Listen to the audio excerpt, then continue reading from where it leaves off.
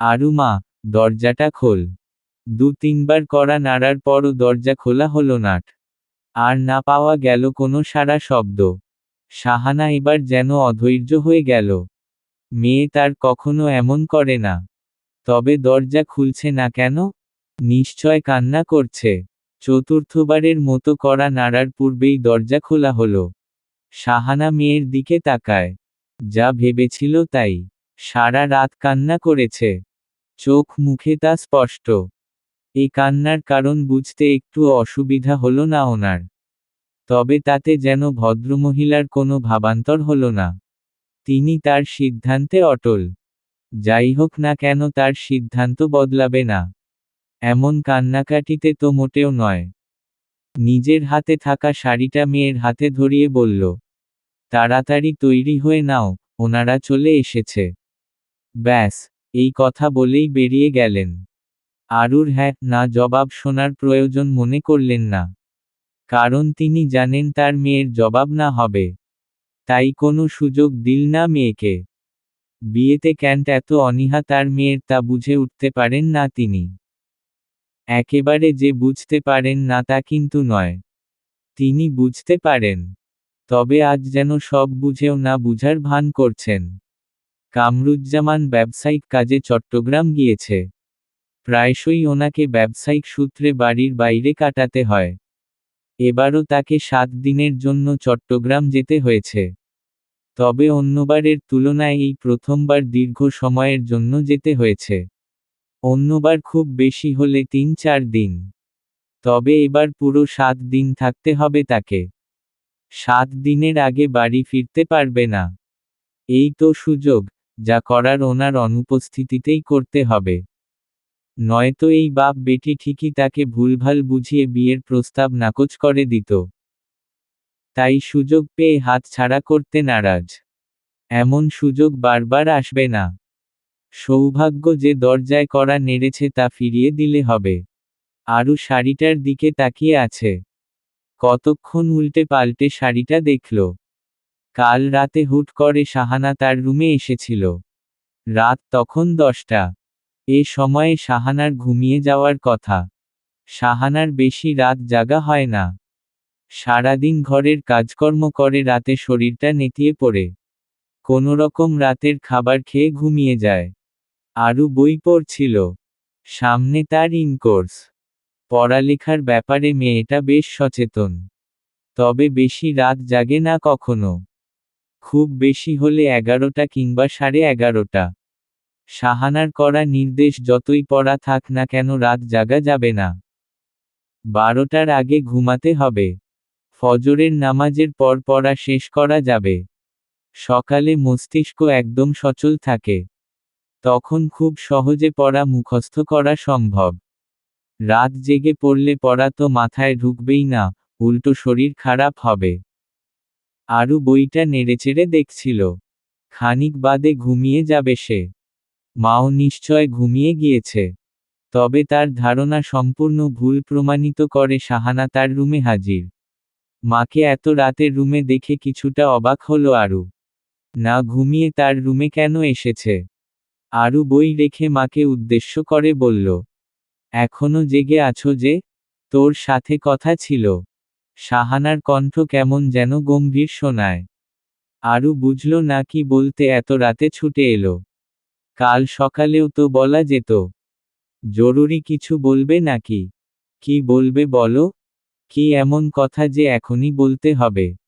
কাল সকালেও তো বলতে পারতে। কাল তোমায় দেখতে আসবে।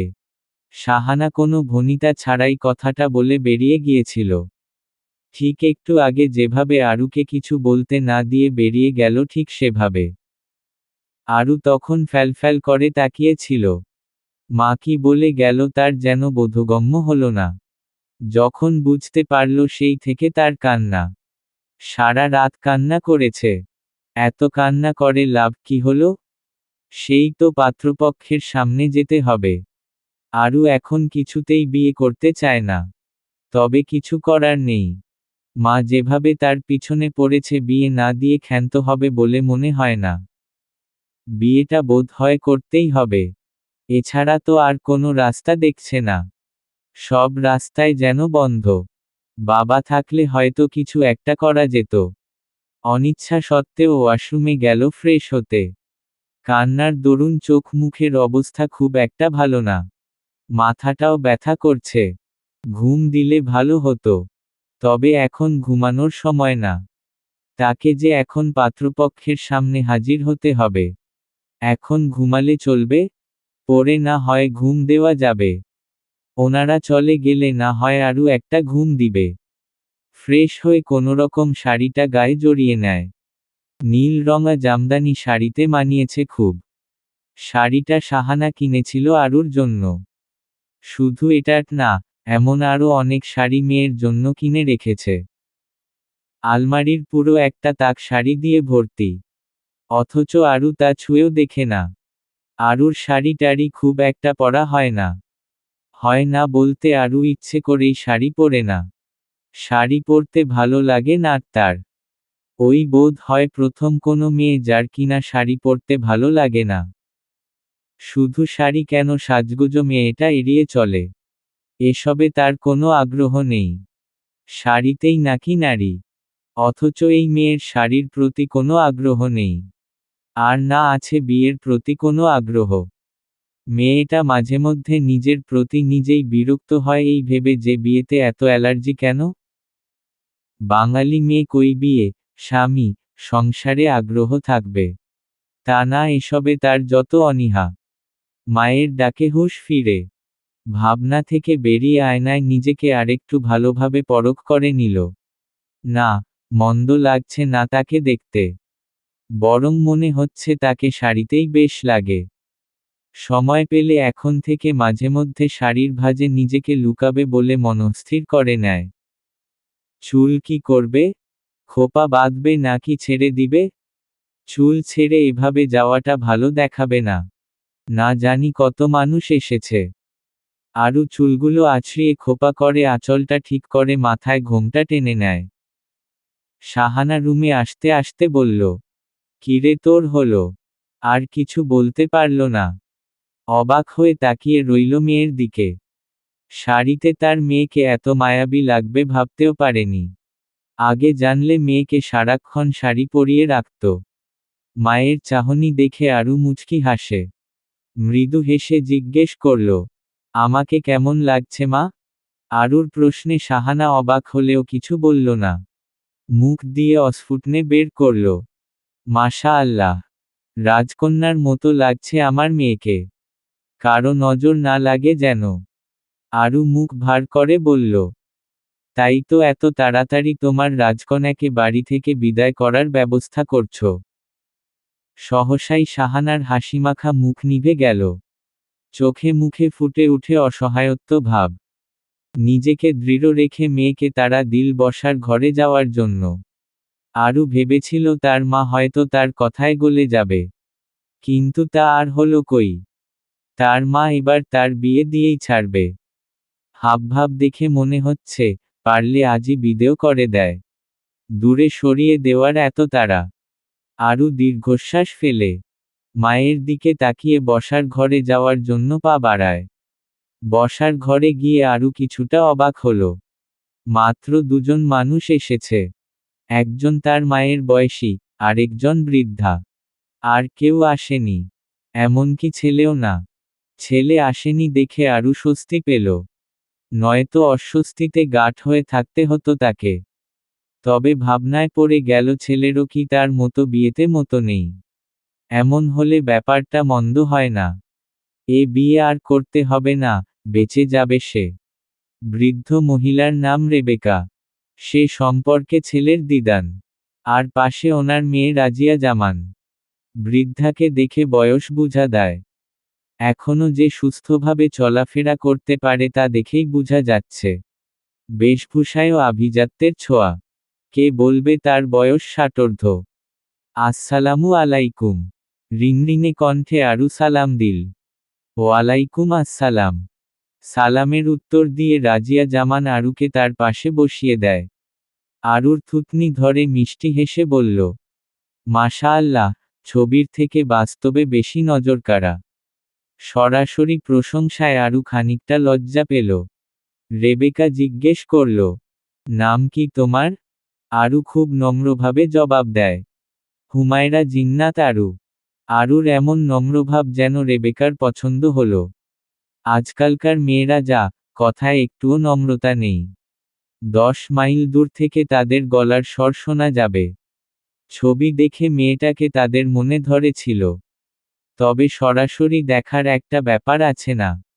রাজিয়া জামান আরুর থেকে দৃষ্টি সরিয়ে শাহানাকে উদ্দেশ্য করে বলল, আপা আপনার যদি কোনো আপত্তি না থাকে তাহলে আমরা আজই আংটি পরিয়ে যেতে চাই। মেয়ে আমাদের পছন্দ হয়েছে। এমন মেয়েই দরকার আমাদের ইনতিয়াজের জন্য। ইনতিয়াজ নামটা শুনে আরুর কেমন অদ্ভুত অনুভূতি হলো। তাহলে লোকটার নাম ইনতিয়াজ? শুধু মায়ের মতামত জানলেই তো হবে না। যার বিয়ে তার সিদ্ধান্তও জানা দরকার। তারও তো একটা মতামতের ব্যাপার আছে। রাজিয়া জামান তাই সরাসরি আরুকেই জিজ্ঞেস করল, তোমার কোন আপত্তি নেই তো? দেখো আপত্তি থাকলে নির্দ্বিধায় বলতে পারো। কোনো সংকোচ বোধ করবে না। ঠিক আছে। আরু এক পলক মায়ের দিকে তাকিয়ে মৃদু স্বরে জবাব দিল, জি, না, আমার কোনো আপত্তি নেই। আরুর উত্তরে তিনজনই স্বস্তির নিঃশ্বাস ফেলে, বিশেষ করে শাহানা। তার বুকে এতক্ষণ পাথর চাপা ছিল। মেয়ের উপর তার যথেষ্ট বিশ্বাস আছে। বয়স কম হলে কি হবে? মেয়ে তার বুঝদার। তবুও কিছুটা ভয় ছিল। না জানি মেয়ে তার কি বলে। যেহেতু বিয়ে করতে চাইছে না, আবার না অমত করে বসে, এই ভয়েই ছিল। মেয়ের উত্তরে এতক্ষণে আটকে রাখা শ্বাস ছাড়ল। মেয়ে না করলে নির্ঘাত দম আটকে মরে যেত। রেবেকা আরুর অনামিকা আঙুলে আংটি পরিয়ে হাতে 1005 টাকাও ধরিয়ে দেয়। মেয়ে দেখতে এসেছে খালি হাতে, মেয়ের মুখ দেখলে হবে। শাহানা সকলের জন্য নাস্তার ব্যবস্থা করতে গেল। আরু মাকে সাহায্য করছে। যেহেতু বাড়িতে কেউ নেই, তাই তাকেই করতে হচ্ছে। কেউ থাকবেই বা কি করে? আত্মীয় স্বজন, পাড়া প্রতিবেশী কেউ তো এ বিষয়ে অবগত নয়। শাহানা তো সবটা লুকিয়ে চুকিয়ে করছে। মেয়ের বিয়ে দেওয়াটা যেন তার জন্য বাধ্যবাধকতা হয়ে দাঁড়িয়েছে। তাই তো ঘটা করে কাউকে জানায়নি। আগে ভালোয় ভালোয় সবটা হয়ে যাক, তারপর না হয় সকলকে জানানো যাবে। এলাকার কেউ জানলে সকলে ভিড় জমাত। তখন কি আর হাতে হাতে কাজ করে দেওয়ার লোকের অভাব পড়ে? এ কান ও কান হয়ে কামরুজ্জামানের কান অবধি ঠিক পৌঁছে যেত এ খবর। তখন সবটা ঠিক হওয়ার আগেই ঘেটে যেত। তাই এত সাবধানতা। কাউকে কিছু জানায়নি যাতে ব্যাপারটা কামরুজ্জামান অবধি না পৌঁছায়। বিকেলে হালকা পাতলা নাস্তা করে তারা বিদায় নিয়েছে। কত করে জোর করা হলো, যেন রাতের খাবারটা অন্তত খেয়ে যায়। কিন্তু ওনারা শুনলেন না। তাদের নাকি তারা আছে। যত তাড়াতাড়ি সম্ভব যেতে হবে। বাড়িয়া থেকে কুমিল্লা যেতে অনেকটা সময় লাগে। জ্যামে পড়লে তো কোনো কথাই নেই। যদিও খুব বেশি দূরত্বের না। ঘন্টা দেড়েক বা দুয়েক লাগে। তবে জ্যামে পড়লে ব্যাপারটা আলাদা। এমনও আছে ঘন্টার পর ঘন্টা বসে থাকতে হবে। যদিও বাড়ির গাড়ি নিয়ে আসা হয়েছে, তবুও মাত্র দুজন মহিলা মানুষ, সাথে কোনো পুরুষ নেই। পথিমধ্যে কোনো বিপদ হলে, রাতের খাবার খেয়ে বের হতে গেলে বাড়ি যেতে যেতে অনেক রাত হয়ে যাবে। তাই আগেভাগে রওনা দেওয়াই ভালো। শাহানা তবুও রাতের খাবার না খাইয়ে ছাড়তে নারাজ। যথেষ্ট আপ্যায়ন করেছেন তিনি। কোনো কিছুর কমতি রাখেননি। তবুও মনে খুঁত খুঁত ভাব রয়ে গিয়েছে। রাতে না খেয়ে যেতে দেন কিভাবে? শাহানাকে এত বিচলিত হতে দেখে রাজিয়া জামান বলল, আপা এত চিন্তার কিছু নেই। এখন থেকে আসা যাওয়া লেগেই থাকবে। আত্মীয়তা হয়ে যাওয়ার পর দেখবেন মাসের পর মাস এসে আপনার বাড়ি পড়ে থাকব। তখন কিন্তু আপনি নিজেই বিরক্ত হবেন আমাদের উপর। আজ যাচ্ছি। তবে কথা দিলাম পরেরবার এলে আপনার জোর করতে হবে না। আর আমরা তো খেয়েছি। তবুও যদি আপনার মনে হয় যে ঠিকমতো আপ্যায়ন করতে পারেননি তখন এলে না হয় ভালোভাবে আপ্যায়ন করে নিবেন। তবুও এমন করবেন না। আজ যেতে দিন। রাজিয়া জামানের কথায় শাহানা কিছুটা আশ্বস্ত হল। নাম ছাড়া আর কিছু জিজ্ঞেস না করাতে আরও অবাক হয়েছিল। তবে কিছুটা আন্দাজ করতে পারল ওনারা অন্য ধাঁচের মানুষ। নয়তো মেয়ে দেখতে এলে নিশ্চয় 2-3 জন মানুষ আসে না। আর এলেও হাজারটা প্রশ্ন জিজ্ঞেস করে। তারপর মেয়ের চুল দেখা, পাত্রপক্ষের সামনে হেঁটে দেখানো। আরও অনেকভাবে মেয়ে দেখার নামে হেনস্থা করে। কিছু টিপিক্যাল ফ্যামিলি তো এমন বিহেভ করে যেন তারা মেয়ে দেখতে নয় পণ্য কিনতে এসেছে। আমাদের সমাজে কিছু প্রথা আছে। এই যেমন মেয়ে দেখতে গেলে দল বেঁধে যাবে, পাত্রপক্ষের সামনে মেয়েকে সাজিয়ে গুছিয়ে বসানো হবে। আর তারপর শুরু হবে মেয়ের খুঁত ধরা। মেয়েকে পুরো খুঁটিয়ে খুঁটিয়ে আগাগোড়া পরখ করে। সব দিক দিয়ে ঠিকঠাক থাকলে তবেই তারা বাড়ির বউ করতে রাজি হয়। অথচ তাকে এমনভাবে দেখা হলো না। বলতে গেলে কিছুই করেনি। এক দেখায় এতটাই পছন্দ হয়েছে যে বাগদান অবধি করে গেল। বারান্দায় দাঁড়িয়ে একদৃষ্টে আঙুলে থাকা আংটির দিকে তাকিয়ে আছে আরু। জীবনটা কোথায় মোড় নিল তাই ভাবছে। এমনটা তো হওয়ার কথা ছিল না। তাহলে কেন হলো? গলায় আটকে থাকা কান্না চোখ বেয়ে উপচে পড়তে চাইছে। কিন্তু সে চোখের পানি ফেলতে নারাজ। সব তো ঠিক আছে। কান্না করার মতো কিছু হয়েছে কি? হয়নি। তাহলে অযথা কেন কান্না করতে যাবে? শুধু শুধু কান্না করে চোখের পানি ফেলার কোনো মানে হয় না। চোখের পানির মূল্য অনেক। অকারণে অমূল্য পানি কেন নষ্ট করবে? শাহানা দরজা ঠেলে ভিতরে ঢুকল। আরুকে বারান্দায় থাকতে দেখে রুমে আসতে ইশারা করে। আরু মায়ের ইশারাতে রুমে এলো। মেয়েকে ডেকে নিজের পাশে বসালেন শাহানা। খানিকক্ষণ নীরব থেকে বলল, তোমার সাথে কিছু কথা ছিল। আরু জানে তার মা যখন খুব সিরিয়াস বিষয় নিয়ে কথা বলে তখন তাকে তুমি বলে সম্বোধন করে। তাই কোনো কথা না বলে মায়ের কথা শুনতে লাগল। বিয়ে হলো পবিত্র এক বন্ধন। আল্লাহ তায়ালার পক্ষ থেকে দেওয়া এক বিশেষ নেয়ামত। আশা করি তুমি নেয়ামতের কদর করবে। কোনোরকম অসন্তুষ্ট না হয়ে সম্পর্কটাকে স্বাভাবিকভাবে মেনে নিবে। আমি জানি তুমি এখন বিয়ে করতে চাওনি। এমনকি আমরাও তোমাকে বিয়ে দিতে চাইনি। কিন্তু পরিস্থিতি। যাকগে সেসব নিয়ে কথা না বলাই ভালো। একটু থেমে আবার বলল, ইনতিয়াজ ছেলেটা অনেক ভালো। আমি সব খোঁজখবর নিয়েই ওদের আসতে বলেছিলাম। তোমার তাসলিমা আন্টি আছে না, সে এই প্রস্তাবটা নিয়ে এসেছিল। ছেলের পরিবার নাকি তাদের ছেলের জন্য ভালো একটা মেয়ে খুঁজছে। প্রথমে ভেবেছিলাম প্রতিবারের মতো এবারও না করে দিব। পরে ভেবে দেখলাম এই মুহূর্তে বিয়ে দেওয়াটা ভালো হবে।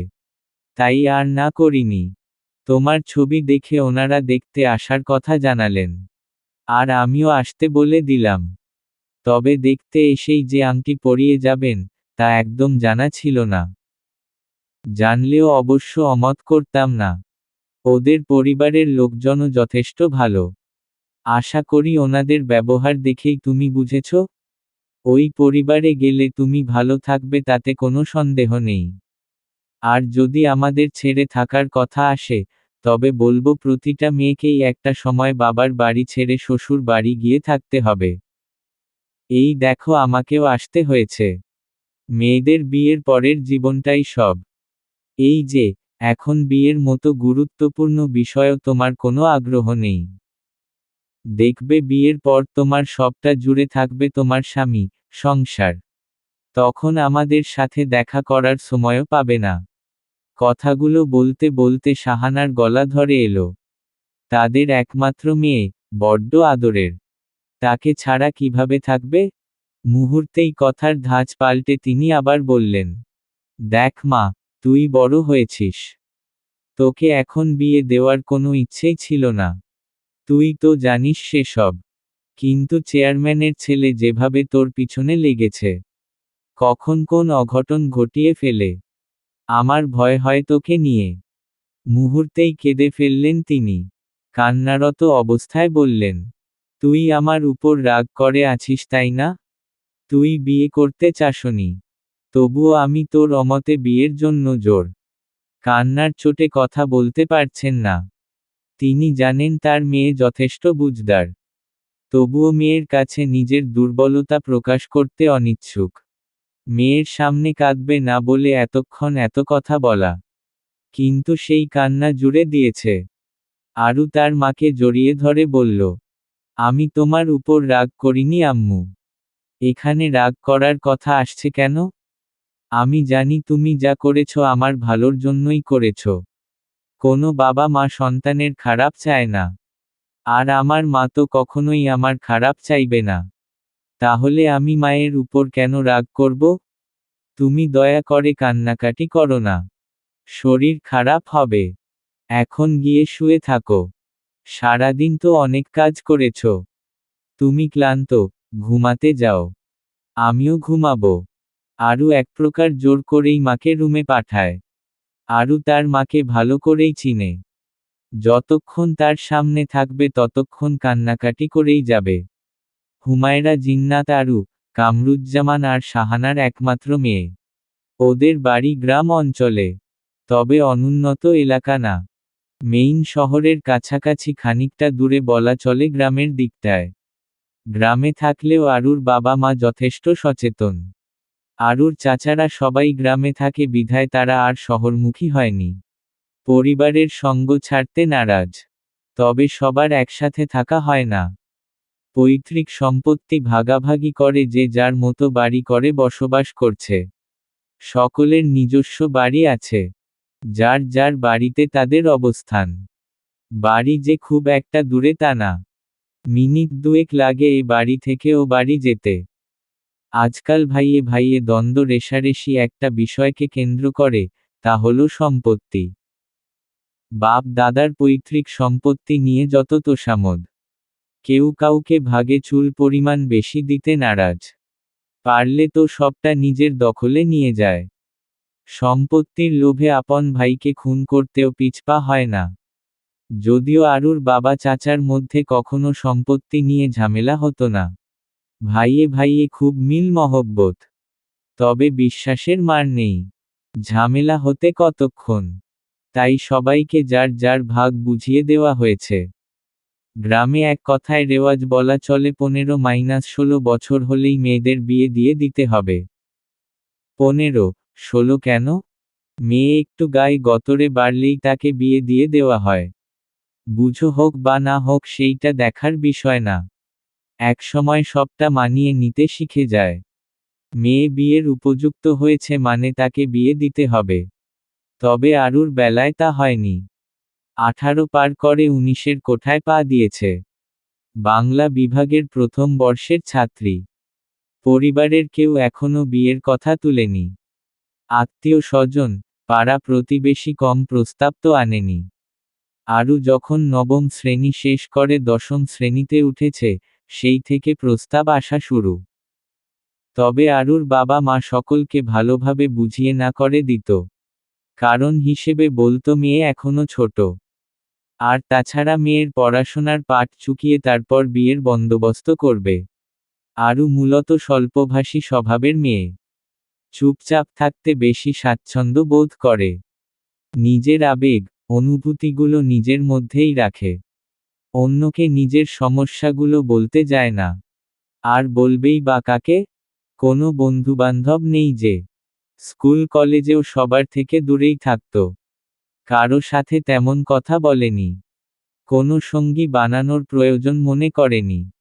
বাড়ি থেকে কলেজ আর কলেজ থেকে বাড়ি, এই তার গন্তব্য ছিল। এক কথায়, আরু ঘরকুনো স্বভাবের। শাহানা, কামরুজ্জামান নিজের মেয়ে কেমন তা ভালো করেই জানে। মেয়েটার নিজের বাড়ি ছাড়া বাইরের দুনিয়া সম্পর্কে কোনো ধারণা নেই। এ মেয়ে তাদের ছাড়া কোথাও গিয়ে একদিনও থাকেনি। সেই মেয়েকে বিয়ে দিলে নিশ্চয় মেয়ে তাদের ছাড়া ভালো থাকবে না। আর তাছাড়া সব থেকে বড় সমস্যা হলো, মেয়েটা মুখ ফুটে কিছু বলে না। নিজের সমস্যার কথাও নিশ্চয় বলবে না। এই একটা কারণেই তাদের ভয় বেশি। তাই তো যেখানে আরুর বয়সী অন্য মেয়েদের বিয়ে হয়ে গিয়েছে বছরখানেক আগেই, সেখানে তারা তাদের মেয়ের বিয়ের কথাই ভাবছে না। একমাত্র মেয়ে বলে এত তাড়াতাড়ি কাজ ছাড়া করতে অনিচ্ছুক। সময় আছে, আরো কয়েক বছর যাক। তারপর না হয় দেখা যাবে। কিন্তু বিধিবাম, তা আর হলো কই? চেয়ারম্যান সাহেবের ছোট ছেলে রবিন। অত্র এলাকার চেয়ারম্যান হওয়ার সুবাদে ওনার বেশ নামডাক। ক্ষমতার কথা নাই বা বললাম। বাবার ক্ষমতার অপব্যবহার করাই যেন রবিনের একমাত্র কাজ। এমন কোনো কাজ নেই যার সাথে সে জড়িত না। বিশেষ করে মেয়েদের উত্ত্যক্ত করা যেন তার নিত্যদিনের কর্ম হয়ে দাঁড়িয়েছে। সব মেয়েরা তার ভয়ে সিটিয়ে থাকে। চেয়ারম্যানও ছেলেকে শাসন করে না। তার মতে এই বয়সের ছেলেরা একটু খাপছাড়া স্বভাবের হবে। মেয়েদের দিকে নজর দিবে, তাদের নিয়ে ফুর্তি করবে, এসব ব্যাপার না। বাবার এমন আশকারায় যেন রবিনের বকে যাওয়ার মূল কারণ। আরুর উপরও নজর পড়ে রবিনের। তবে অন্য মেয়েদের মতো আরুকে উত্ত্যক্ত করেনি কখনো।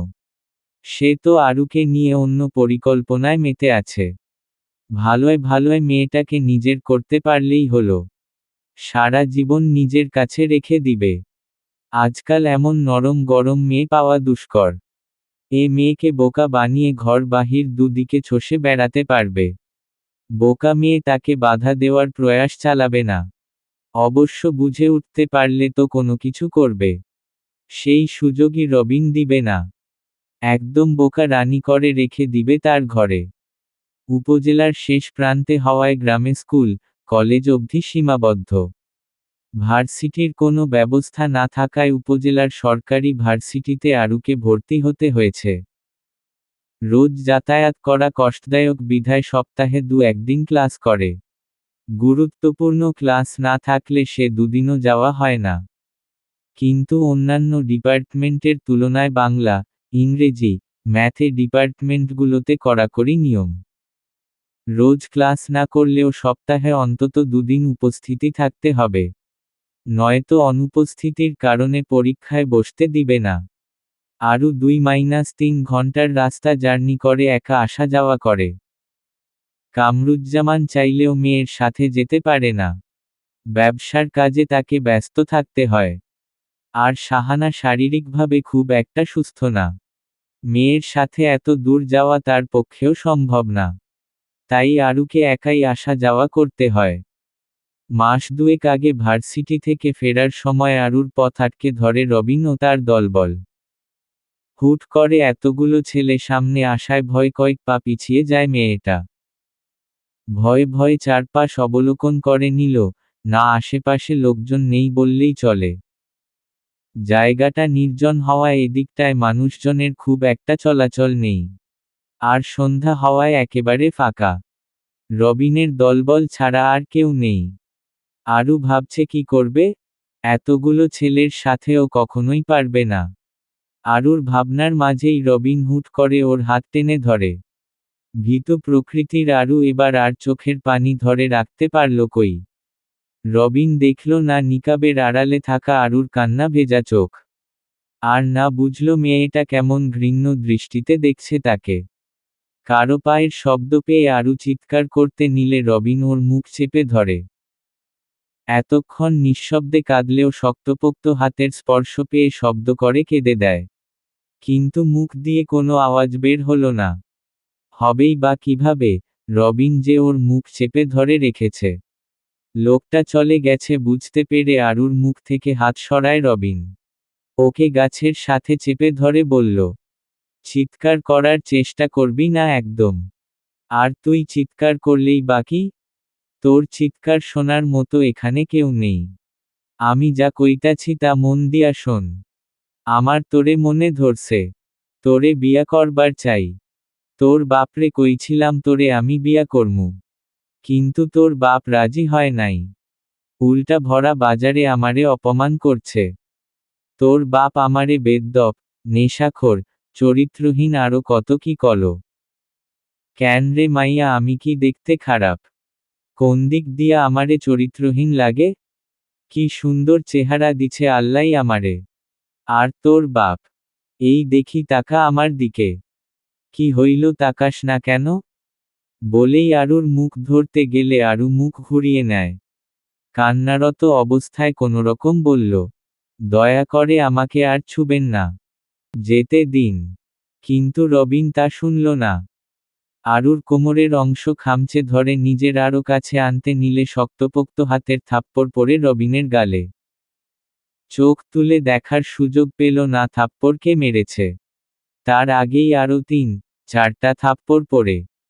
পরপর 4টা থাপ্পড় খেয়ে রবিনের হাত আলগা হয়ে গেল। বাবাকে দেখে যেন আরু জান ফিরে পায়। কোনোদিকে না তাকিয়ে ঝাঁপিয়ে পড়ল বাবার বুকে। কামরুজ্জামান মেয়েকে আগলে নিলেন। ক্রোধে তার শরীর কাঁপছে। একটু দেরি হলে কি হতো?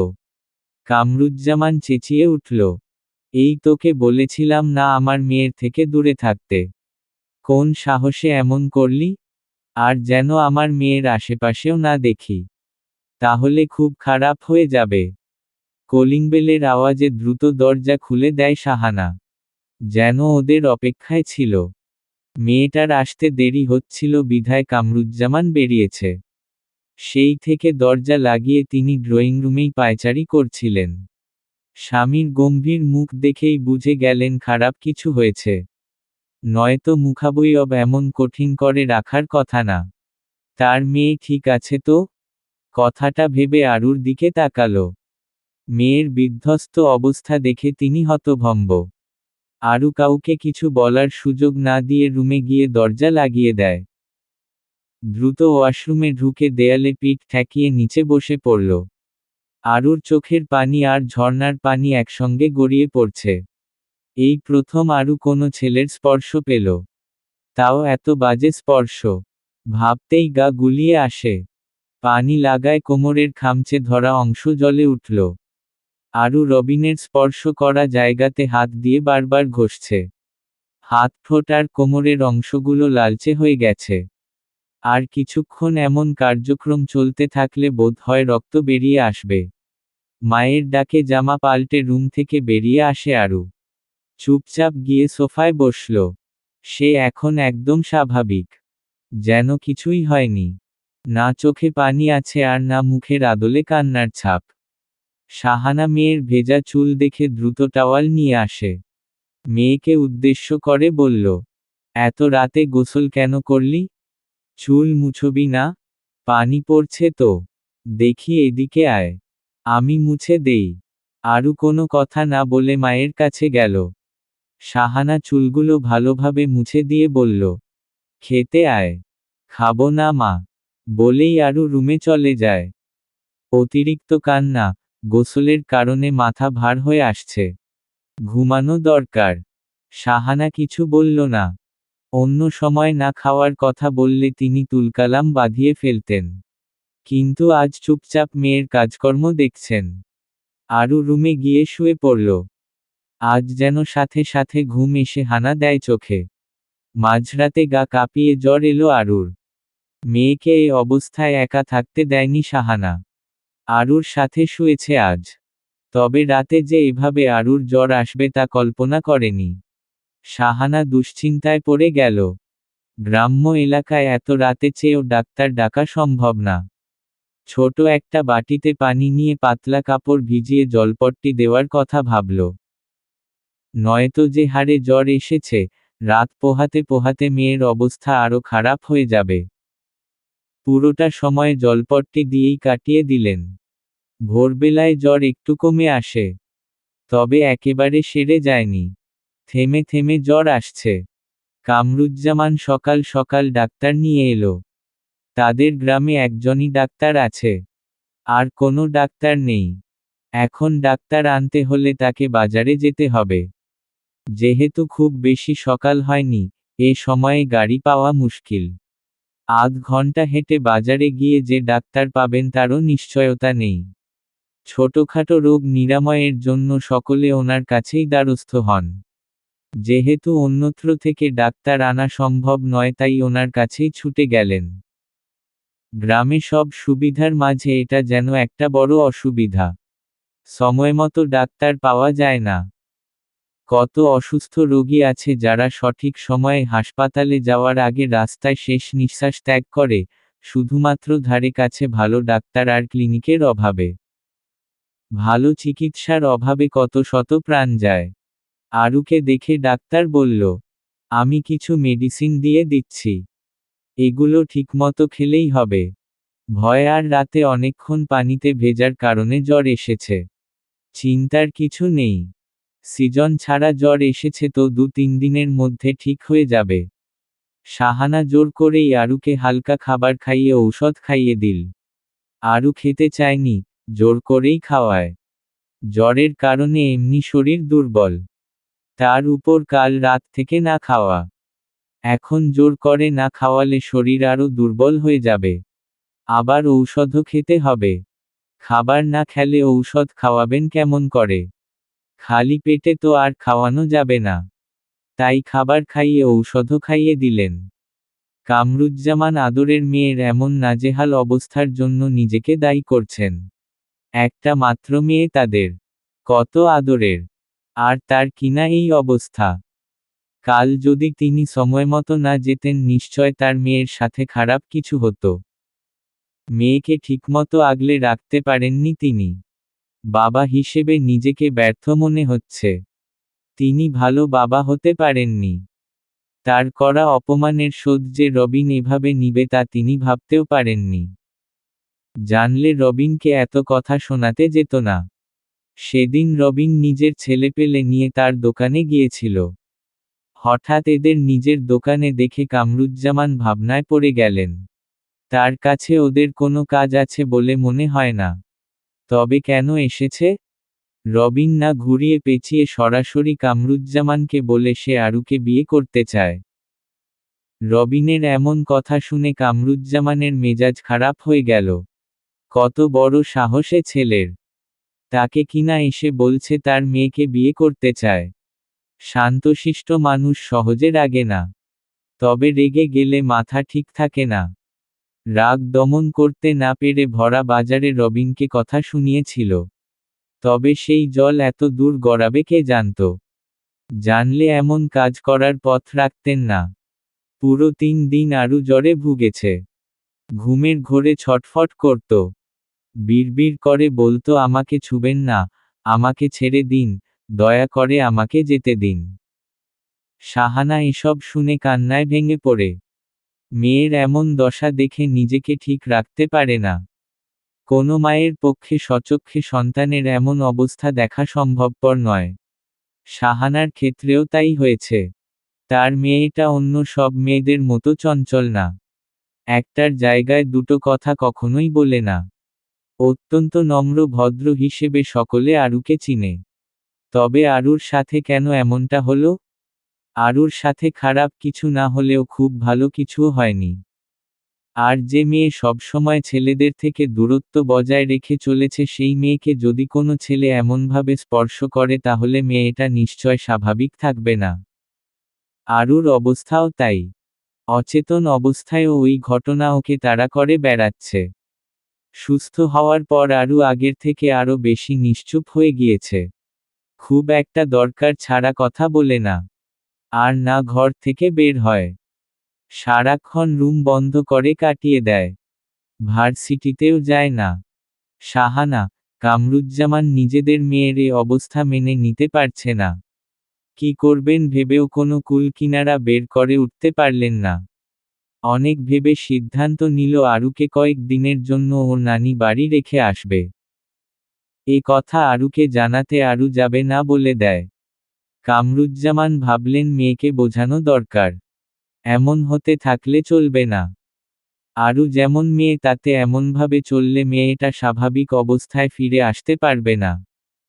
দেখো মা, খুব খারাপ কিছু হয়নি। এর থেকেও খারাপ কিছু হতে পারত। তুমি নিজেকে এমন ঘর বন্দি করে কেন রেখেছ? আগের মতো চলাফেরা করবে। মনে করবে কিছু হয়নি, সব ঠিক আছে। তোমায় এই অবস্থায় দেখে আমাদের ভালো লাগছে না।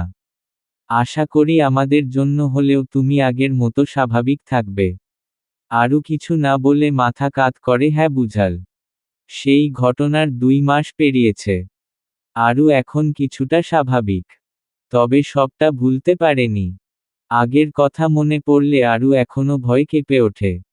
ওই ঘটনা কি সহজে ভুলে যাওয়া যায়? এখনো ওকে তাড়া করে বেড়ায়। আরু জানে ওই কারণে মা ওর বিয়ে দিতে চাচ্ছে। মায়ের মন তো ভাবছে বিয়ে দিলে সবটা ঠিক হয়ে যাবে। কথাগুলো ভেবে আরু হতাশার শ্বাস ফেলে। আরু রুমে গিয়ে শুয়ে পড়ল। আজ যেন সাথে সাথে ঘুম এসে হানা দেয় চোখে। মাঝরাতে গা কাঁপিয়ে জ্বর এলো আরুর। মেয়েকে এই অবস্থায় একা থাকতে দেয়নি সাহানা। আরুর সাথে শুয়েছে আজ। তবে রাতে যে এভাবে আরুর জ্বর আসবে তা কল্পনা করেনি। সাহানা দুশ্চিন্তায় পড়ে গেল। গ্রাম্য এলাকায় এত রাতে চেয়েও ডাক্তার ডাকা সম্ভব না। ছোট একটা বাটিতে পানি নিয়ে পাতলা কাপড় ভিজিয়ে জলপট্টি দেওয়ার কথা ভাবল। নয়তো যে হারে জ্বর এসেছে, রাত পোহাতে পোহাতে মেয়ের অবস্থা আরো খারাপ হয়ে যাবে। পুরোটা সময় জলপট্টি দিয়েই কাটিয়ে দিলেন। ভোরবেলায় জ্বর একটু কমে আসে। তবে একেবারে সেরে যায়নি। থেমে থেমে জ্বর আসছে। কামরুজ্জামান সকাল সকাল ডাক্তার নিয়ে এলো। তাদের গ্রামে একজনই ডাক্তার আছে। আর কোনো ডাক্তার নেই। এখন ডাক্তার আনতে হলে তাকে বাজারে যেতে হবে। যেহেতু খুব বেশি সকাল হয়নি, এ সময়ে গাড়ি পাওয়া মুশকিল। আধ ঘন্টা হেঁটে বাজারে গিয়ে যে ডাক্তার পাবেন তারও নিশ্চয়তা নেই। ছোটখাটো রোগ নিরাময়ের জন্য সকলে ওনার কাছেই দ্বারস্থ হন। যেহেতু অন্যত্র থেকে ডাক্তার আনা সম্ভব নয় তাই ওনার কাছেই ছুটে গেলেন। গ্রামে সব সুবিধার মাঝে এটা যেন একটা বড় অসুবিধা। সময়মতো ডাক্তার পাওয়া যায় না। কত অসুস্থ রোগী আছে যারা সঠিক সময়ে হাসপাতালে যাওয়ার আগে রাস্তায় শেষ নিঃশ্বাস ত্যাগ করে, শুধুমাত্র ধারে কাছে ভালো ডাক্তার আর ক্লিনিকের অভাবে। ভালো চিকিৎসার অভাবে কত শত প্রাণ যায়। আরুকে দেখে ডাক্তার বলল, আমি কিছু মেডিসিন দিয়ে দিচ্ছি।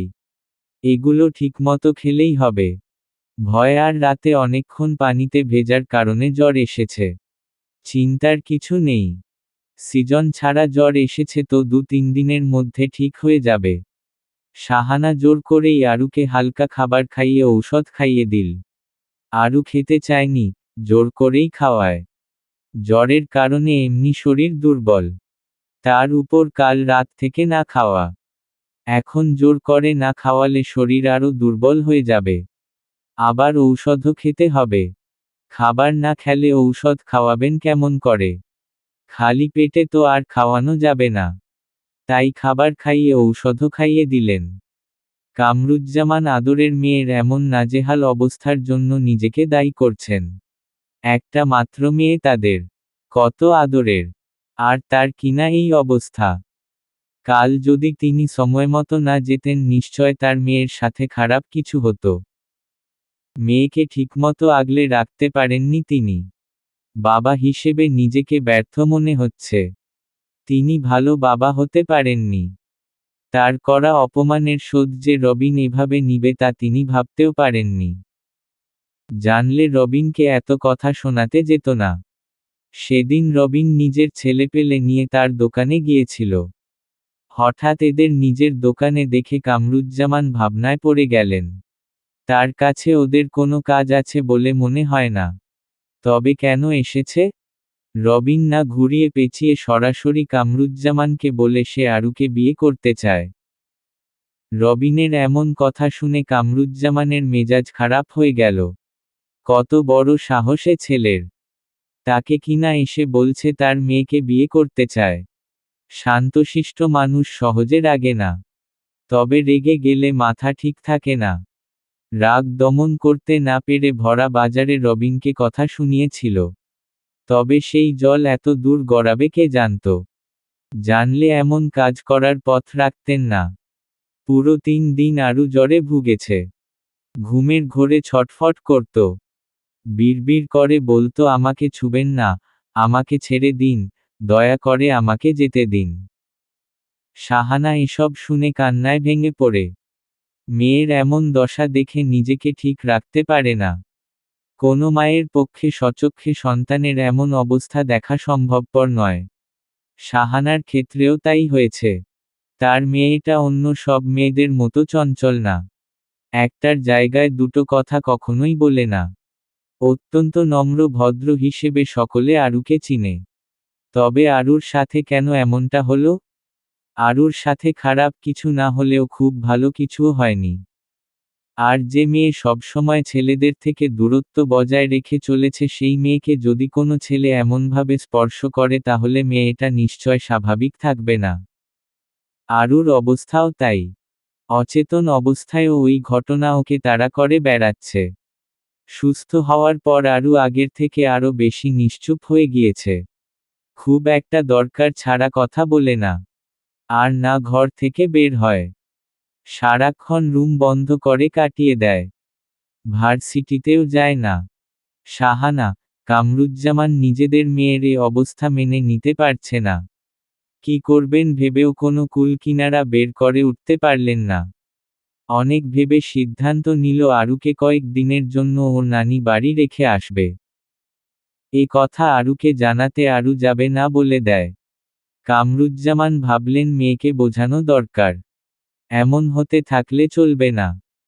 আরু যেমন মেয়ে তাতে এমনভাবে চললে মেয়েটা স্বাভাবিক অবস্থায় ফিরে আসতে পারবে না। দেখো মা, খুব খারাপ কিছু হয়নি। এর থেকেও খারাপ কিছু হতে পারত। তুমি নিজেকে এমন ঘর বন্দি করে কেন রেখেছ? আগের মতো চলাফেরা করবে।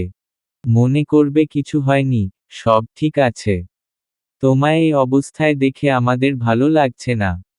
আশা করি আমাদের জন্য হলেও তুমি আগের মতো স্বাভাবিক থাকবে। আরু কিছু না বলে মাথা কাত করে হ্যাঁ বুঝাল। সেই ঘটনার 2 মাস পেরিয়েছে। আরু এখন কিছুটা স্বাভাবিক। তবে সবটা ভুলতে পারেনি। আগের কথা মনে পড়লে আরু এখনো ভয় কেঁপে ওঠে। ওই ঘটনা কি সহজে ভুলে যাওয়া যায়? এখনো ওকে তাড়া করে বেড়ায়। আরু জানে ওই কারণে মা ওর বিয়ে দিতে চাচ্ছে। মায়ের মন তো ভাবছে বিয়ে দিলে সবটা ঠিক হয়ে যাবে। কথাগুলো ভেবে আরু হতাশার শ্বাস ফেলে। ও বাড়ি থেকে কল দিয়েছিল। 1 সপ্তাহ পর বিয়ের তারিখ ঠিক করেছে। মায়ের কথায় আরুর কোনো ভাবাবেগ হলো না যেন। শুধু ফিচেল হাসে মেয়েটা। ওই সামান্য হাসি দেখা গেল তার মুখে। কামরুজ্জামান 2 দিন পর বাড়িতে এলেন। আরুকে দেখতে এসেছে এই কথা শুনে যতটা না অবাক হয়েছে তার থেকেও বেশি অবাক হয়েছেন ওনার অনুপস্থিতিতে মেয়ের বাগদান হওয়াতে। ওই ঘটনার পর থেকে শাহানার মনে ভয় ঢুকেছিল। তার একটাই কথা, বড় কোনো অঘটন ঘটার আগেই মেয়েকে অন্যত্র পাঠিয়ে দেবেন। কামরুজ্জামান তাকে বুঝিয়েছেন এমন ঘটনা আর দ্বিতীয়বার ঘটবে না। কিন্তু সেটা যে তিনি মানেননি তাও বুঝতেন। কিন্তু তাই বলে যে আরুর বিয়ে ঠিক করে ফেলবে তা তিনি ভাবেননি। বিয়ে দিলেই কি সমস্যার সমাধান হয়ে যাবে? শাহানা স্বামীর পাশে এসে বসে। আসার পরে এই কথা শুনে ভালো মন্দ কিছু বলেনি। তার অবর্তমানে মেয়ের জীবনের এত বড় সিদ্ধান্ত একাই নিয়ে নিয়েছে তাও কিছু বলেনি। স্বামীকে না জানিয়ে এমন একটা কাজ করে তিনি অনুতপ্ত। তবে তারও যে কিছু করার ছিল না। তিনি নিরুপায় হয়ে এমনটা করেছেন। কারণ তিনি নিশ্চিত কামরুজ্জামান জানলে দ্বিমত পোষণ করতেন। মেয়ের অশ্রুসিক্ত মুখাবয়ব দেখেই এ প্রস্তাব নাকচ করে দিতেন তাতে বিন্দুমাত্র সন্দেহ নেই। তাই তো এক প্রকার বাধ্য হয়ে স্বামীর অনুপস্থিতিতে তড়িঘড়ি করে বাগদানের কাজটা সেরে ফেললেন। এবার আর নাকচ করার অবকাশ নেই। না মেনে যাবে কই। তবে কাজটা যেহেতু করে ফেলেছেন তাই স্বামীকে বুঝানোর উদ্দেশ্যে বললেন। আরুকে তো আমরা চাইলেই সারা জীবন আমাদের কাছে রেখে দিতে পারবো না। আজ হোক বা কাল বিয়ে তো দিতেই হবে। আমি জানি আমরা কেউ মেয়েকে এত তাড়াতাড়ি বিয়ে দিতে চাইনি। তবে আমার মনে হয় আরুকে এখন বিয়ে দেওয়াটাই ঠিক হবে। যে ঘটনা একবার হয়েছে তা যে আবার হবে না তার গ্যারান্টি কিন্তু তুমি দিতে পারবে না। এবার যা হয়েছে পরেরবার কিন্তু তার থেকে ভয়ঙ্কর কিছু হতে পারে। আমি আমার মেয়ের ব্যাপারে কোনো রিস্ক নিতে চাই না। আর যদি বলো রবিনকে পুলিশে দেবে, তাহলে বলবো আমাদের হাতে কোনো প্রমাণ নেই। আর কেস করলেও সামান্য একটা বিষয়কে কেন্দ্র করে তারা নিশ্চয়ই চেয়ারম্যানের ছেলেকে গ্রেফতার করবে না। আর গ্রেফতার করলেই বাকি, চেয়ারম্যান ঠিক ছেলেকে ছাড়িয়ে নিয়ে আসবে। পরে কিন্তু আমাদের বিপদ বাড়বে বই কমবে না। তাই আর কোনো ঝামেলা যেন না হয় তারই ব্যবস্থা করছি।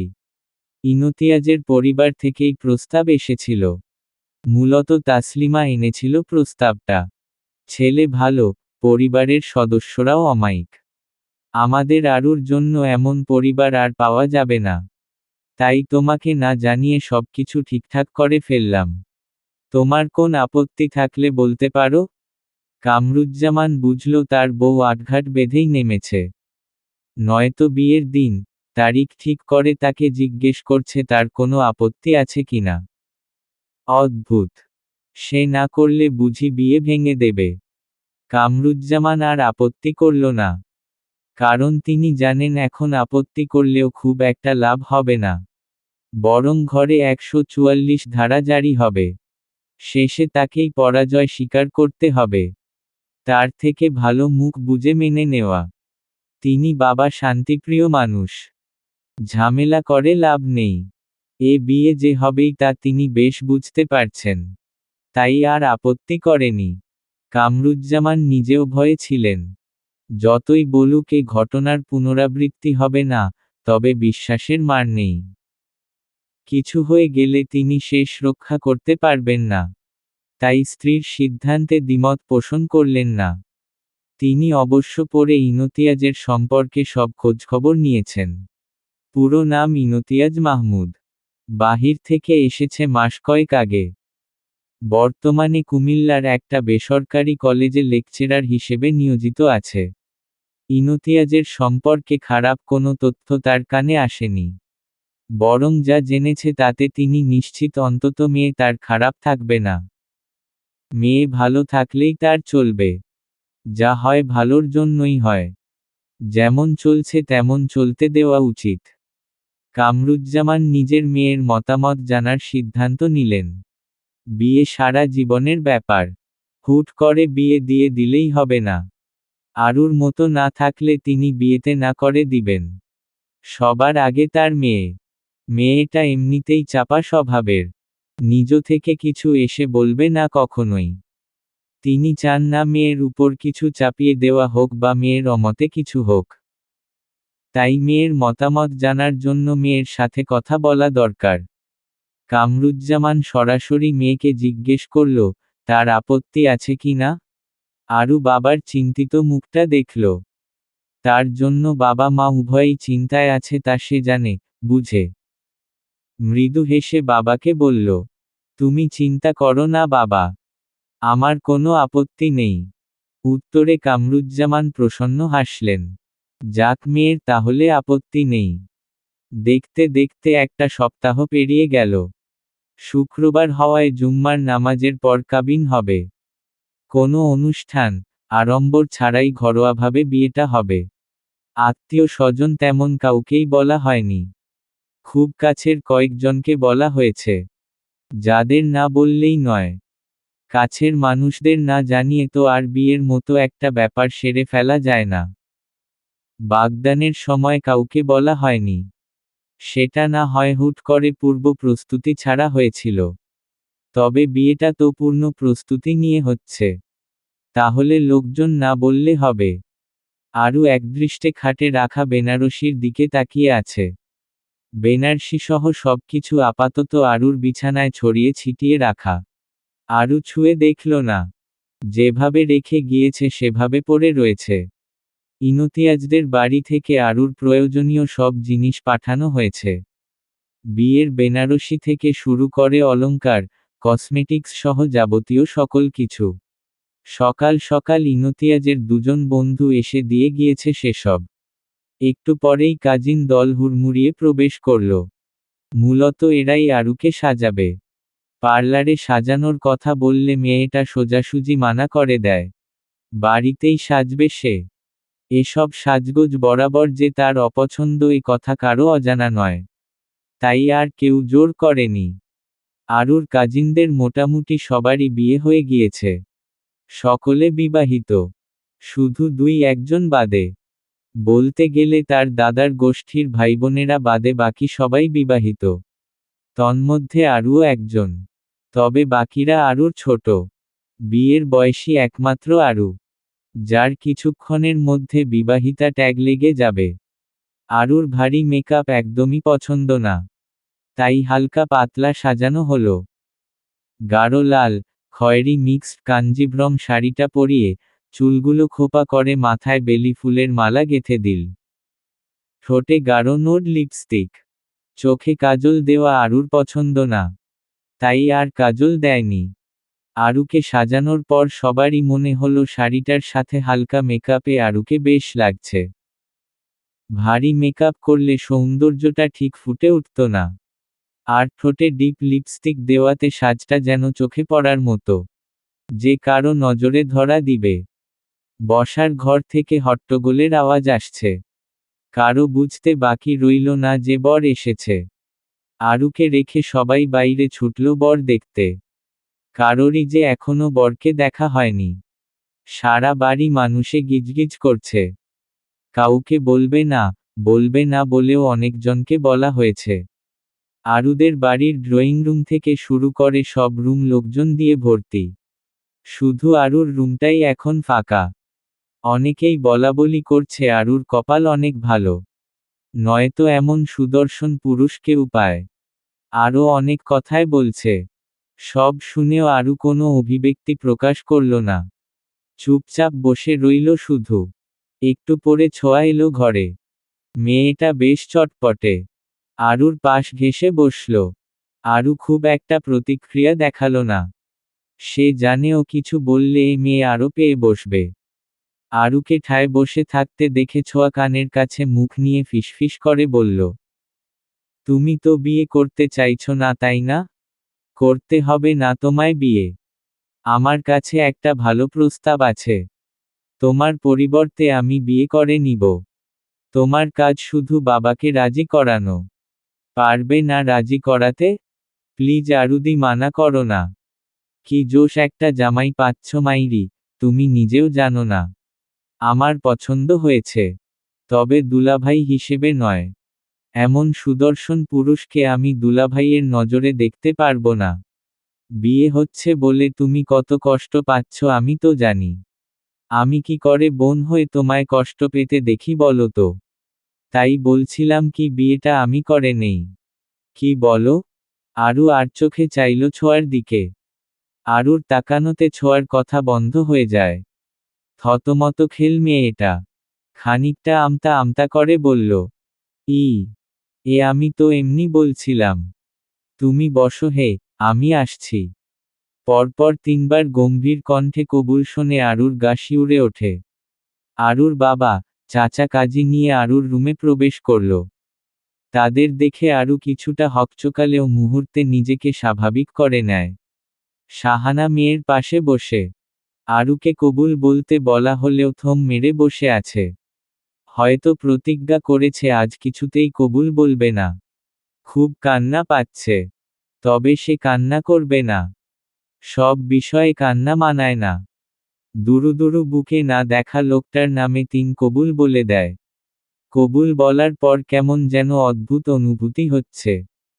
এত দিনের অস্থিরতা, জড়তা, অনীহা, অস্বস্তি যেন নিমিষেই দূর হয়ে গেল। খানিক বাদে ইমতিয়াজের দাদিমা এলেন। ভদ্রমহিলার মুখ দেখেই বোঝা যাচ্ছে তিনি কতটা প্রসন্ন। আরুকে দেখেই তিনি মাশাআল্লাহ বললেন। বক্স থেকে একজোড়া বালা বের করে পরিয়ে দিলেন আরুর মেহেদি রাঙা শুভ্র হাতে। বালা জোড়া ইমতিয়াজের মায়ের। এককালে খুব শখ করে ছেলের বউয়ের জন্য গড়িয়েছিলেন। নিজ হাতে ছেলের বউকে পরিয়ে দেওয়ার তীব্র বাসনা থাকলেও তা পূরণ হল না।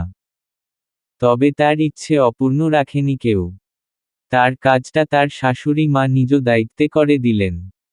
শাহানা আর কামরুজ্জামান সবাইকে খাওয়ার জন্য তাড়া দেয়। জুম্মার দিন হওয়ায় নামাজ পড়া, বিয়ে পড়ানো সব মিলিয়ে খাওয়ার সময় পার হয়ে গেছে অনেক আগেই। বিয়ে বাড়ি যেহেতু সবাই ব্যস্ত থাকবে, তাই শাহানা আগেই আরুকে খাইয়ে দিয়েছে। আরু বাদে কারোর খাওয়া হয়নি। এমনকি বাড়ির বাচ্চাগুলোও না খেয়ে আছে। আরুদের বাড়িতে 4টা রুম, মাঝে ড্রয়িং রুম। ড্রয়িং রুমের এক কোণে সোফা সেট ও মাঝে বড়সড় একটা ডাইনিং টেবিল। ডাইনিং টেবিল অনেকটা জায়গা দখল করে আছে। খাবার টেবিল বড় হওয়াতে লোকজনের বসা নিয়ে তেমন অসুবিধা হয়নি। ছেলের বাড়ির সকলের খাওয়ার পর্ব শেষ করে কনেপক্ষের সকলের খাওয়ার ব্যবস্থা করা হলো। খাওয়া দাওয়ার পাট চুকিয়ে বসার ঘরে সকলে আলোচনায় বসলেন। সময়ের সাথে আরুর অস্থিরতা যেন আগের মতোই বেড়ে চলেছে। পুরো ঘরে চোখ বুলায়। এ ঘরে অনেকটা বছর পার করেছে সে। ওর সব নিশ্চুপতার কথা বোধ হয় ঘরের প্রতিটা কোণা জানে। কত দীর্ঘশ্বাস মিশে আছে ঘরের আনাচে কানাচে। এ ঘরে আগের মতো থাকা হবে না ভাবতেই চাপা কষ্ট হচ্ছে। সন্ধ্যা 7টা বাজে। বের হওয়ার জন্য সকলে তাড়া দিল। এখন বের না হলে পৌঁছাতে পৌঁছাতে অনেকটা দেরি হয়ে যাবে। তাই কেউ আর সময় নষ্ট করতে চাইছে না। আনন্দময় পরিবেশে যেন নিস্তব্ধতা ঘিরে ধরে। মেয়ের বাড়ির সকলের চোখে পানি। সব থেকে খারাপ অবস্থা কামরুজ্জামান আর শাহানার। তাদের রাজকন্যা চিরদিনের জন্য অন্যের বাড়ি চলে যাবে। ভাবতেই কলিজা মোচড় দিয়ে উঠল। আরু এতক্ষণ ঠিক থাকলেও যাওয়ার সময় ফুপিয়ে ওঠে। মা বাবাকে ছাড়া অচেনা জায়গায় কিভাবে থাকবে? ও কিছুতেই এ বাড়ি ছেড়ে যাবে না। কামরুজ্জামান কোনোমতে মেয়েকে বুঝিয়ে গাড়িতে বসিয়ে দেয়। ইনতিয়াজ আগে থেকেই গাড়িতে ছিল। গাড়িতে বসে এতক্ষণ আরুর কান্নায় দেখছিল সে। গাড়িতে উঠার পরও আরু কান্না করেই যাচ্ছে। ইনতিয়াজ এবার যেন বিরক্ত হলো। এত কান্না করার কি আছে বুঝল না।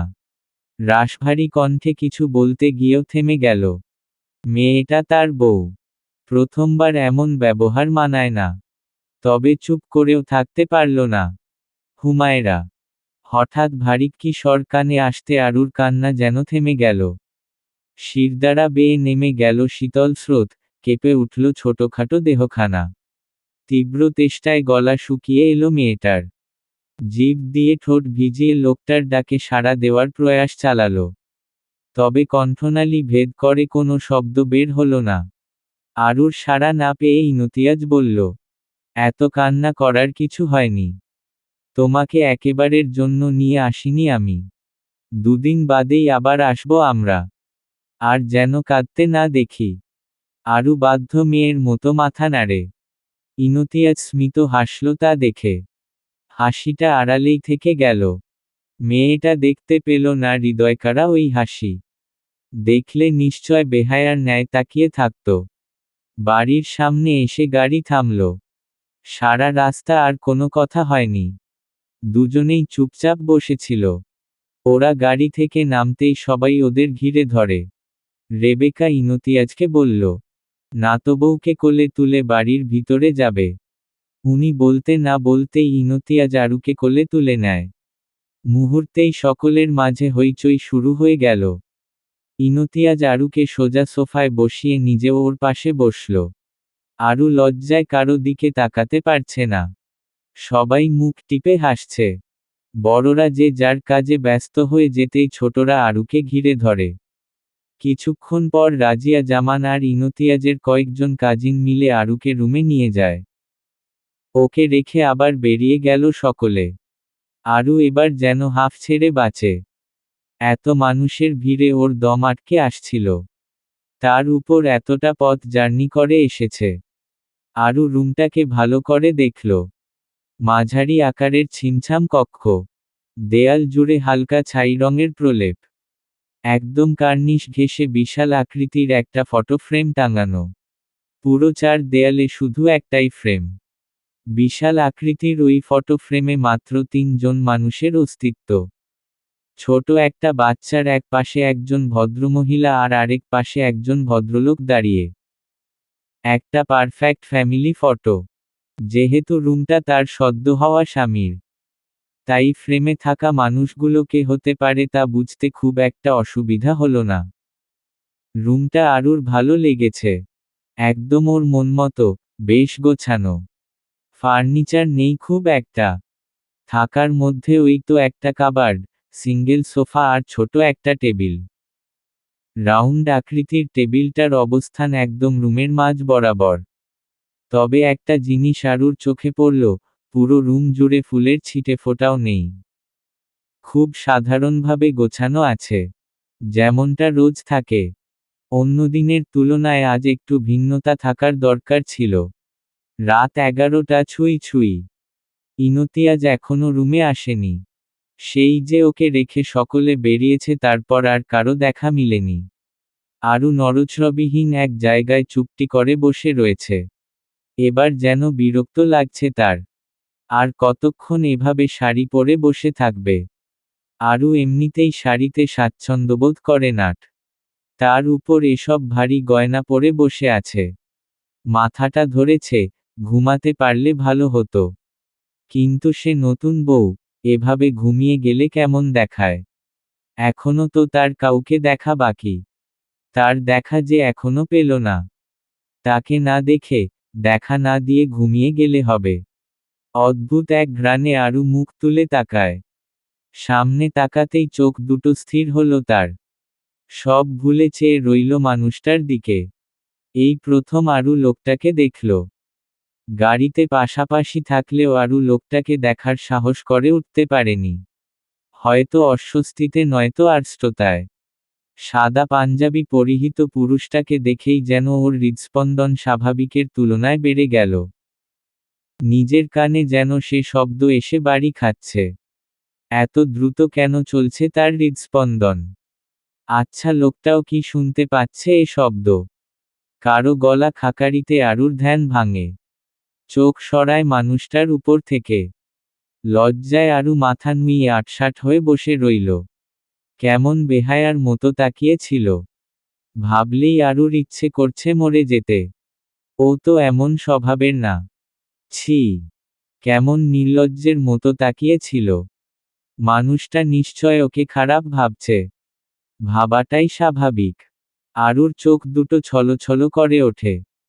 আরুর অবস্থা বুঝতে পেরে ইনতিয়াজ ওর কাছে এসে বসল। আরু আর মুখ তুলে তাকালো না। কিছুটা গুটিয়ে নেয় নিজেকে।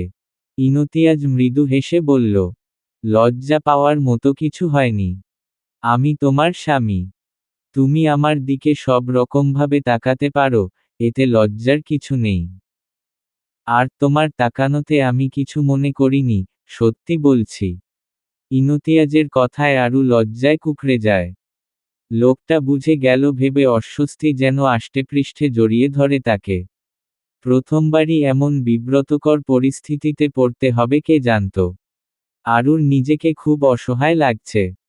ইনতিয়াজ আরুর অস্বস্তি বুঝতে পারল। কথা বাড়ায় না আর। আরুর হাতে একটা প্যাকেট ধরিয়ে বলল, যাও ফ্রেশ হয়ে চেঞ্জ করে এসো। এসব পরে থাকতে নিশ্চয় অসুবিধা হচ্ছে। আরু কোনো কিছু না বলে ফ্রেশ হতে চলে গেল। অসুবিধার থেকে তার অস্বস্তি হচ্ছে বেশি। আর কতক্ষণ এভাবে বসে থাকলে অবস্থা খারাপ হয়ে যেত। হালকা গোলাপি রঙের সুতি শাড়ি পরে আরু বের হলো। একেবারে গোসল করেই বের হয়েছে। এতক্ষণ দম বন্ধ হয়ে আসছিল তার। এখন একটু ভালো লাগছে। ইনতিয়াজ এক পলক আরুর দিকে তাকিয়ে নিজেও গেল ফ্রেশ হতে। বের হয়ে আরুকে বলল, অজু করে এসেছো তো? জি। তাহলে চলো নামাজ আদায় করে নেই। দুজন একসাথে নামাজ আদায় করে নেয়। নামাজ শেষ করেই ইনতিয়াজ বেরিয়ে গেল। মিনিট 5 পর হাতে খাবারের প্লেট নিয়ে রুমে এলো। আরুর সামনে বসেই ভাত মাখানো শুরু করে। ওর মুখের সামনে লোকমা তুলে বলল, দেখি হা করো। কতক্ষণ ধরে না খেয়ে আছো? আমিও একদম ভুলে গিয়েছিলাম। ফুফুকে বললেই হতো। মাথায় ছিল না একদম। সমস্যা নেই, আমি খাইয়ে দিচ্ছি। আরু ফ্যালফ্যাল করে চেয়ে রইল। হা করবে মানে, এ লোক তাকে আবার খাইয়ে দিবে নাকি? আরু দরকার পড়লে না খেয়ে থাকবে। তাও এ লোকের হাতে খেতে যাবে না। আরু বলতে চাইল সে খাবে না, তবে তার ভাগ্য যেন প্রসন্ন হলো না। মুখ খোলার আগেই ইনতিয়াজ রাশভারী কণ্ঠে বলল, খাবে না এই কথা ভুলেও বলবে না। আরু থেমে গেল, বলল না কিছু।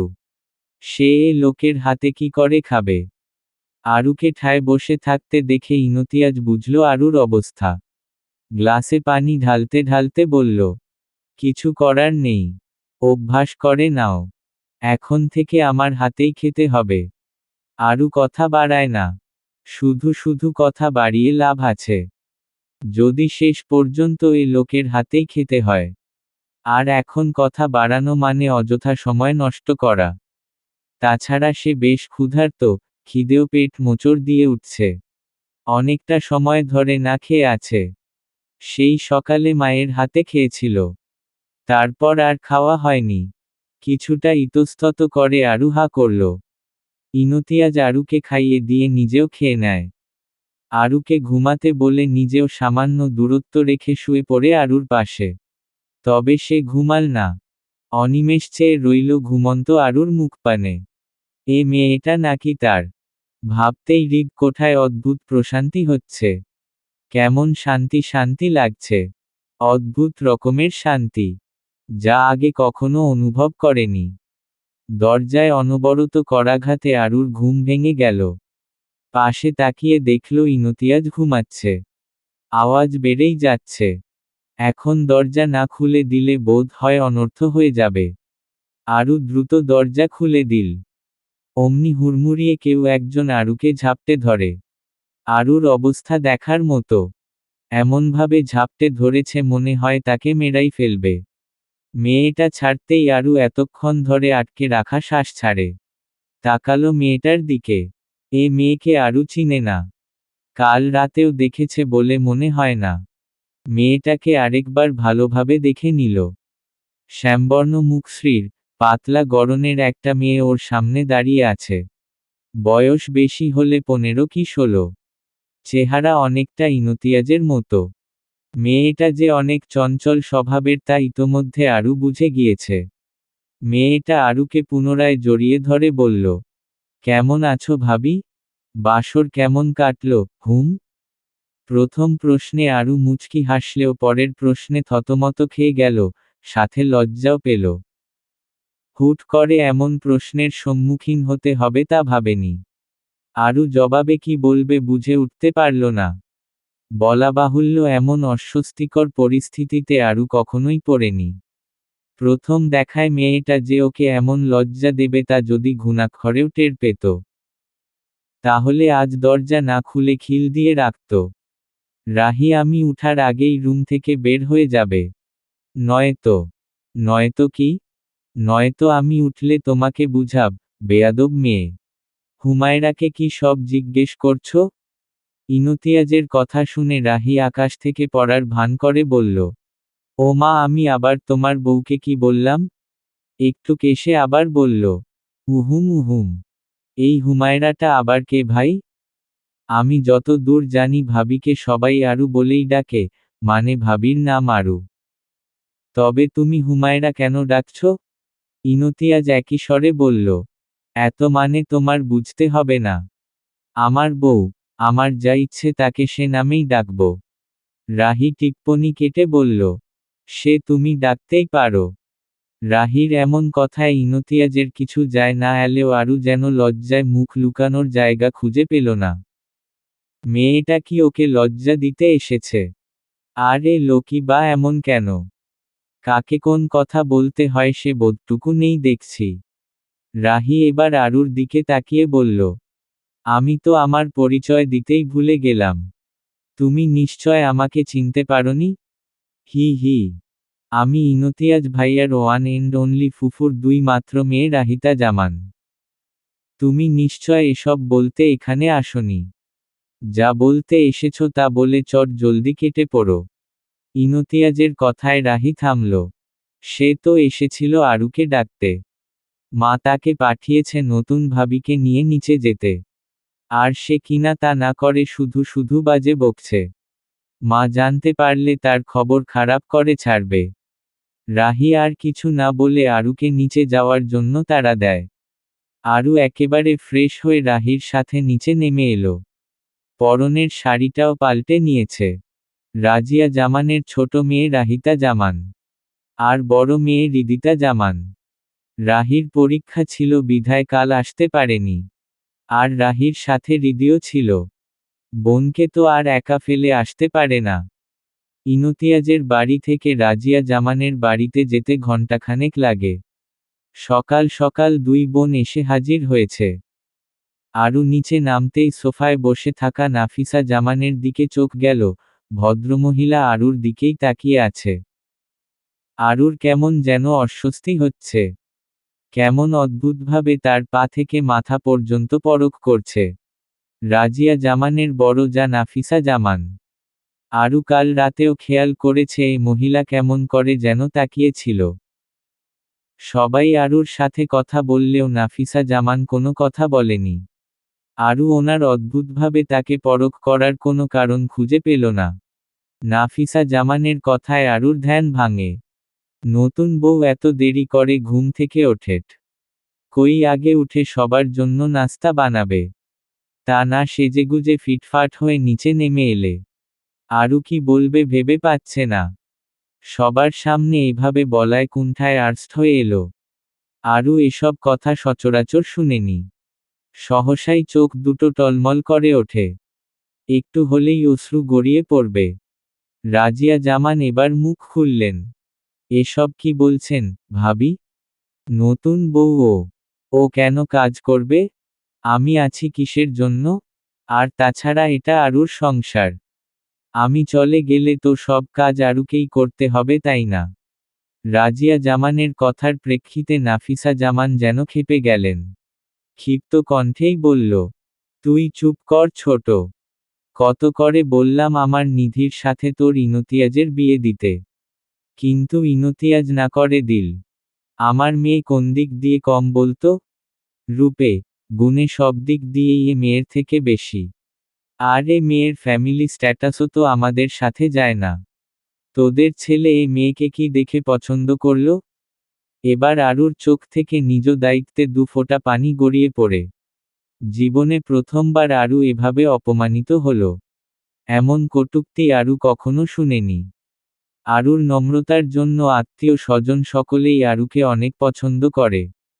আদর আহ্লাদে বড় হওয়া মেয়েটার কাছে কথাগুলো কেমন যেন তীরের মতো বিঁধল। আরু আগুন সুন্দরী না হলেও যথেষ্ট সুন্দরী। তাছাড়া ওদের পারিবারিক অবস্থানও খুব একটা খারাপ না। তাহলে এমন তুচ্ছতাচ্ছিল্য করে এসব বলার মানে কি? ভাবি চুপ করেন। ইনতিয়াজ শুনলে রাগ করবে। ইনতিয়াজের কথা শুনে নাফিসা জামান কিছুটা দমে গেলেন। ইনতিয়াজের রাগ সম্পর্কে তিনি অবগত। শান্তশিষ্ট ছেলেটা রেগে গেলে কেলেঙ্কারি বাঁধিয়ে ফেলে। ওদের কথার মাঝেই ইনতিয়াজ নেমে এলো। ইনতিয়াজকে দেখেই সবাই চুপ হয়ে যায়। যেন এতক্ষণ কিছুই হয়নি এমন একটা ভাব। অথচ ইনতিয়াজ সব কথাই শুনেছে। কথায় মগ্ন থাকায় ওকে কেউ খেয়াল করেনি। সবার দিকে তাকিয়ে আরুর দিকে তাকালো। মেয়েটা মাথা নিচু করে দাঁড়িয়ে আছে। ইনতিয়াজ রাজিয়া জামানকে উদ্দেশ্য করে বলল, খেতে দাও। দিচ্ছি। আরু দাঁড়িয়ে না থেকে রাজিয়া জামানের সাথে গেল। রাজিয়া জামান না করলেও আরু শুনল না। রাজিয়া জামান আরুর অবস্থা বুঝতে পারলেন। প্রথম দিন এমন কথা শুনলে যে কারোরই খারাপ লাগবে। হুট করে যে আরুকে এতগুলো কথা শুনিয়ে দেবে তা ঘুণাক্ষরেও বুঝতে পারেননি।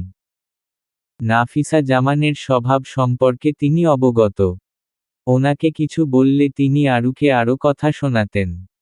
তখন পরিস্থিতি বাজে রূপ ধারণ করত। তাই আর তিনি কিছু বলেননি। কিন্তু ইনতিয়াজ কিছু না বলাতে উনি অবাক হলেন। উনি ভেবেছিলেন ইনতিয়াজ হয়তো কিছু বলবে। তবে সব শুনেও কেন কিছু বলল না। দুজনে হাতে হাতে সবার প্লেটে নাস্তা দিয়ে দিল। ইনতিয়াজ আরুকে বলল, আমার পাশে এসে বসো। আরু চুপচাপ ইনতিয়াজের পাশের চেয়ারে বসে পড়ে।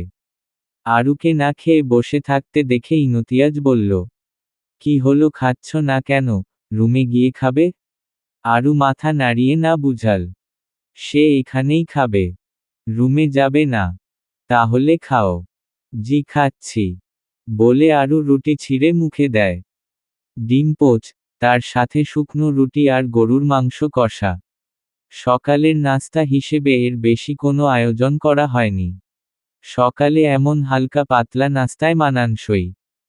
তাছাড়া রাজিয়া জামানের একার পক্ষে এতগুলো লোকের জন্য এর বেশি কিছু করা সম্ভব হয়নি। আর ইনতিয়াজের রুটি দিয়ে মাংস কষা পছন্দ। তাই হালকা নাস্তা হিসেবে ইনতিয়াজের পছন্দের খাবার করা হয়েছে। আরু কোনোমতে একটা রুটি খেয়ে আর খেল না। ভালো লাগছে না ওর। এমন কটূক্তিমূলক কথা শোনার পর গলা দিয়ে খাবার নামবে না। খাওয়া শেষে ইনতিয়াজ আরুকে বলল রুমে যেতে। আরু দেরি করে না, ইনতিয়াজের সাথেই রুমে গেল। ইনতিয়াজ আরুর দিকে তাকিয়ে আছে। মূলত মেয়েটার মনোভাব বুঝার চেষ্টা করছে। কি বুঝল কে জানে। আরুকে বিছানায় বসিয়ে চেয়ার টেনে ওর সামনে বসল। আরুর কাঁধে হাত রেখে জানতে চাইল, হুমায়রা, মন খারাপ? আরু মাথা তুলে এক পলক ইনতিয়াজের দিকে তাকিয়ে চোখ নামিয়ে নেয়। এবারও মুখে কিছু না বলে মাথা নাড়িয়ে না বুঝায়। ইনতিয়াজ মানল না। বেশ বুঝতে পারছে নাফিসা জামানের কথায় আরুর খারাপ লেগেছে। কিন্তু আরু বলবে না। মেয়েটা এত চাপা স্বভাবের। ইনতিয়াজ মেয়েটার হাত দুটো নিজের মুঠোয় নিয়ে খানিকটা বুঝানোর ভঙ্গিমায় বলল, দেখো এটা তোমার বাড়ি, এ বাড়ির কর্ত্রী তুমি। আর বাড়িতে যারা অবস্থান করছে সকলে এ বাড়ির অতিথি। আজ আছে কাল চলে যাবে। তারা অতিথি ছাড়া আর কিছুই না। এমনকি নিচে যে তোমায় এত কথা শুনিয়েছে সেও না। তার কোনো অধিকার নেই তোমাকে এত কথা শোনানোর। চাইলেই ওনাকে অনেক কিছু বলা যেত। কিন্তু ফুফুর কথা ভেবে কিছু বলিনি। ওনাকে কিছু বললে উনি আমার রাগ ফুফুর উপর দেখাতেন, ফুফু কষ্ট পাবে তখন। আমি চাই না আমার জন্য ফুফু কোনোভাবে আঘাত পান। একটু থেমে কিছুটা গম্ভীর স্বরে বলল, আর শোনো মানুষ অন্যদের কথা শোনাবে এটাই তাদের স্বভাব। কিছু মানুষ কথার দ্বারা অন্যকে অপদস্থ করতে চায়, পদে পদে হে মূলক কথা বলে চলে। কাউকে কথা শুনিয়ে ছোট করে তারা এক ধরনের আত্মতৃপ্তি পায়। সবার কথা ধরে বসে থাকলে চলবে? তাদের কথা গায়ে লাগিয়ে কষ্ট পেলে তো এক প্রকার তাদের জিতিয়ে দেওয়া হয়ে গেল। তারা চেয়েছে তোমায় কথার আঘাতে ক্ষত বিক্ষত করতে। আর সে কাজে সফলও হয়েছে। চোখের পানি সব থেকে বড় দুর্বলতা। লোকের সামনে সে দুর্বলতা দেখাতে নেই। তাহলে তারা আরো পেয়ে বসবে। আর কখনো বাইরের মানুষের কথায় কষ্ট পেয়ে তাদের সামনে নিজের দুর্বলতা প্রকাশ করতে যাবে না। আরু মুগ্ধ হয়ে ইনতিয়াজের সব কথা শুনে গেল। এ লোক এত গুছিয়ে কথা বলতেও জানে। আরু কিছু বলতে চাইল। তবে ইনতিয়াজ বলতে দিলে তো। তুমি বসো, আমি খাবার নিয়ে আসছি। আরুর খাওয়ার ইচ্ছে না থাকলেও ইনতিয়াজের জোড়াজুড়িতে আরও দুটো রুটি খেল। দুপুরের রান্নায় আরু রাজিয়া জামানকে সাহায্য করেছে। উনি মানা করলেও আরু শুনেনি। কপাল বেয়ে ঘাম ঝরছে তার। এত কাজ আগে কখনো করা হয়নি। সবকিছু গুছিয়ে আরু গোসল করতে গেল।